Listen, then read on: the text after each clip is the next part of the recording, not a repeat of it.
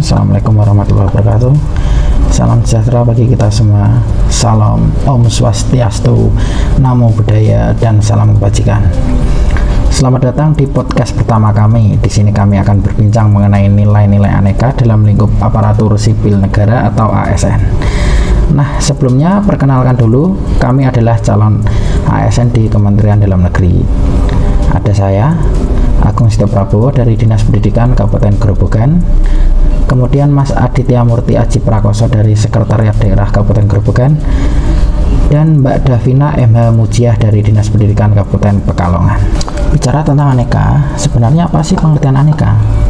Aneka sendiri adalah singkatan dari akuntabilitas, nasionalisme, etika publik, komitmen mutu, dan anti korupsi. Nah, 5 nilai-nilai ini merupakan nilai-nilai yang wajib kita miliki oleh seorang ASN dalam menjalankan tugas dan tanggung jawabnya sebagai pelayan publik. Sekarang, mari kita bahas satu persatu secara singkat mengenai nilai-nilai tersebut. Untuk yang pertama, akuntabilitas. Akuntabilitas adalah suatu kewajiban pertanggungjawaban yang harus dicapai, merujuk pada kewajiban setiap individu, kelompok, atau institusi untuk memenuhi tanggung jawab yang menjadi amanahnya dalam mewujudkan nilai-nilai publik. Yang kedua, nasionalisme. Nasionalisme sendiri adalah pemahaman mengenai nilai-nilai kebangsaan. Nasionalisme memiliki pokok kekuatan dalam menilai kecintaan individu terhadap bangsanya. Salah satu cara untuk menumbuhkan semangat nasionalisme adalah dengan menanamkan dan mengamalkan nilai-nilai Pancasila. Pengamalan nilai-nilai luhur yang terkandung di dalamnya oleh setiap penyelenggara negara, baik di pusat maupun di daerah. Yang ketiga, E di sini adalah etika publik. Etika publik adalah refleksi tentang standar atau norma yang menentukan baik atau buruknya, benar atau salah perilaku, tindakan, dan keputusan untuk mengarahkan kebijakan publik dalam rangka menjalankan tanggung jawab pelayanan publik. Kemudian, etika merupakan sistem penilaian perilaku serta keyakinan untuk menentukan perbuatan yang pantas guna menjamin adanya perlindungan hak individu serta mengarahkan apa yang seharusnya dilakukan sesuai nilai-nilai yang dianut. Dari itu semua kita mempunyai kode etik. Masih dari sambungan dari etika tadi, kode etik sendiri adalah aturan yang mengatur tingkah laku dalam suatu kelompok khusus. Sudut pandangnya hanya ditujukan pada hal-hal prinsip dalam bentuk ketentuan-ketentuan tertulis. Yang keempat adalah komitmen mutu, K ya. Komitmen mutu merupakan pemahaman konsep mengenai efektivitas, efisiensi, inovasi, dan mutu penyelenggaraan pemerintah. Dan sebagai ASN kita harus memiliki itu semua: efektivitas, efisiensi, inovasi, dan mutu penyelenggaraan pemerintah. Anti korupsi. Korupsi sendiri berasal dari bahasa Latin corruptio dan corruptus yang berarti perbuatan yang tidak baik berupa suap dan tindakan yang tidak bermulan. Tindakan melawan hukum dengan melakukan perbuatan memperkaya diri sendiri atau orang lain atau suatu korporasi yang dapat merugikan keuangan negara atau perekonomian negara.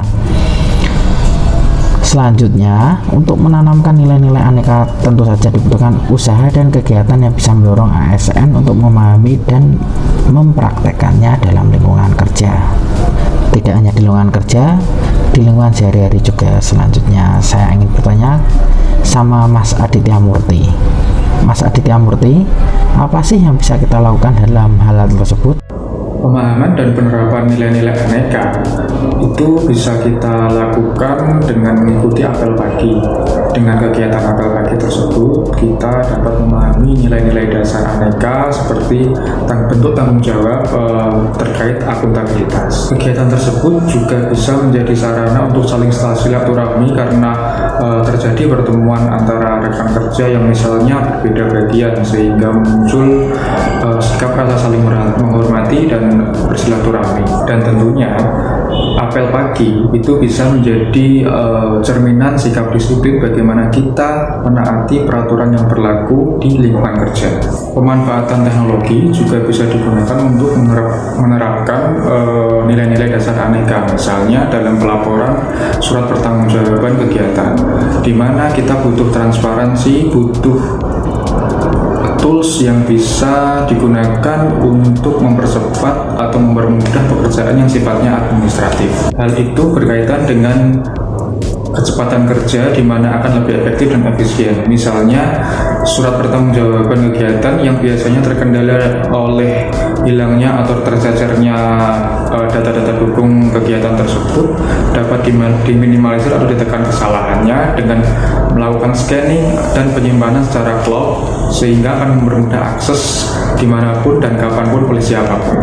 Dan selanjutnya adalah kejujuran, transparansi, dan integritas, di mana hal tersebut bisa dimulai dari diri sendiri yang mungkin akan menular ke lingkungan sekitar kita dan dalam skop yang lebih luas. Dengan menjunjung tinggi nilai kejujuran, transparansi, dan integritas, tentu itu akan menjadi dukungan bagi kita untuk mengenal sikap dan mengimplementasikan sikap anti korupsi agar lebih kuat terhadap godaan-godaan yang mungkin akan muncul di sekitar kita. Baik, gagasan yang sangat menarik yang telah disampaikan Mas Aditya Murti tadi. Kemudian kalau menurut Mbak Davina sendiri bagaimana? Silahkan gagasannya. Baik, terima kasih atas kesempatan yang diberikan kepada saya. Untuk penerapan nilai-nilai aneka dalam lingkungan kerja, saya ingin memberikan contoh sesuai dengan tugas saya sebagai seorang pendidik. Yang pertama ada nilai akuntabilitas dengan melakukan penilaian hasil belajar siswa sesuai dengan pedoman penilaian dan juga bertanggung jawab atas tugas yang kita ampu. Yang kedua, ada nilai nasionalisme dengan menggunakan bahasa Indonesia yang baik dan benar dalam kehidupan sehari-hari dan juga mencintai produk dalam negeri, seperti contohnya penggunaan seragam batik. Dan kebetulan saya dari Kabupaten Pekalongan yang dikenal dengan kota batiknya. Yang ketiga ada nilai etika publik, yaitu kita harus bisa mengajar tanpa membeda-bedakan siswa dan membangun komunikasi yang baik dengan siswa, rekan guru, wali murid, dan juga masyarakat. Yang keempat ada nilai komitmen mutu, yaitu dengan mengajar secara inovatif. Guru punya kewajiban melakukan variasi dalam pembelajaran, baik metode, pendekatan, strategi, media, dan model pembelajaran, yang tujuannya agar tercapai pembelajaran yang menarik dan menyenangkan, sehingga bisa meningkatkan nilai belajar siswa. Yang kelima atau yang terakhir ada nilai anti korupsi, bisa diterapkan dengan kita datang dan pulang tepat waktu. Mungkin cukup dari saya, terima kasih. Oke, sangat bagus pendapat dari Mbak Davina. Secara keseluruhan sangat positif gagasan-gagasan dari Mas Aditya Murti dan Mbak Davina tadi. Jadi kalau saya simpulkan, tadi ada beberapa gagasan dan kegiatan yang bisa kita terapkan untuk mendorong kita sebagai ASN untuk mengimplementasikan nilai-nilai aneka.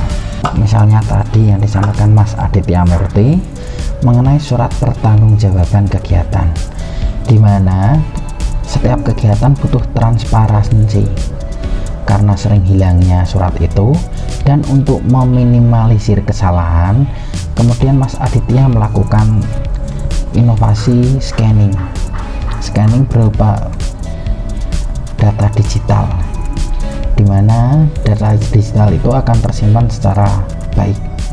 Selain itu, tiap ASN juga harus menjunjung tinggi nilai-nilai kejujuran. Kemudian dari Mbak Davina yang saya kutip tadi, mengajar tanpa membedakan siswa, kemudian tanpa membedakan rekan guru dan wali murid. Guru harus berinovasi. Selain itu, guru harus disiplin untuk datang dan pulang. Tentunya kita tidak akan pernah kehabisan cara untuk mengimplementasikan nilai-nilai aneka tersebut. Akhirnya kita sampai di penghujung acara. Saya ucapkan terima kasih banyak kepada narasumber kita, Mas Aditya Murti dari Sekretariat Daerah Kabupaten Grobogan, Mbak Davina dari Dinas Pendidikan Kabupaten Pekalongan. Wassalamualaikum warahmatullahi wabarakatuh. Salam sejahtera bagi kita semua. Salam Om Swastiastu, Namo Buddhaya. Terima kasih.